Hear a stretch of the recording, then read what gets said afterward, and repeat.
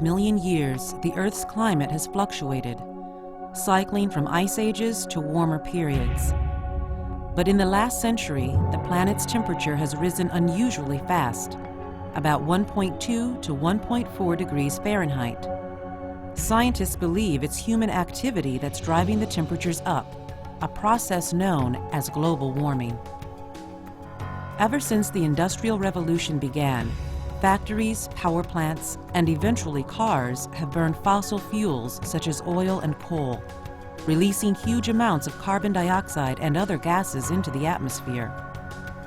These greenhouse gases trap heat near the Earth through a naturally occurring process called the greenhouse effect. The greenhouse effect begins with the sun and the energy it radiates to the Earth. The Earth and the atmosphere absorb some of this energy, while the rest is radiated back into space. Naturally occurring gases in the atmosphere trap some of this energy and reflect it back, warming the Earth.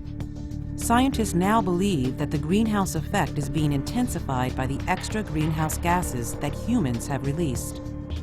Evidence for global warming includes a recent string of very warm years.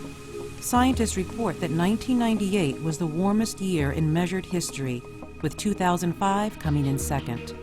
Meanwhile, readings taken from ice cores show that the greenhouse gases carbon dioxide and methane have hit their highest levels in the past 420,000 years.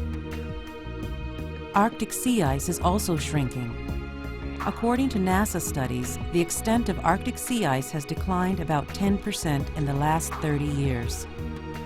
As long as industrialized nations consume energy and developing countries increase their fossil fuel consumption, the concentration of greenhouse gases in the atmosphere will continue to rise. Researchers predict that temperatures will increase about 2 to 10 degrees Fahrenheit by the end of the century. What's less certain is what rising temperatures mean for the planet. Some climate models predict subtle changes. Others forecast rising sea levels which could flood coastal areas around the world. Weather patterns could change, making hurricanes more frequent. Severe droughts could become more common in warm areas, and species unable to adapt to the changing conditions would face extinction. Although much remains to be learned about global warming, many organizations advocate cutting greenhouse gas emissions to reduce the impact of global warming. Consumers can help by saving energy around the house, switching to compact fluorescent light bulbs, and driving fewer miles in the car each week.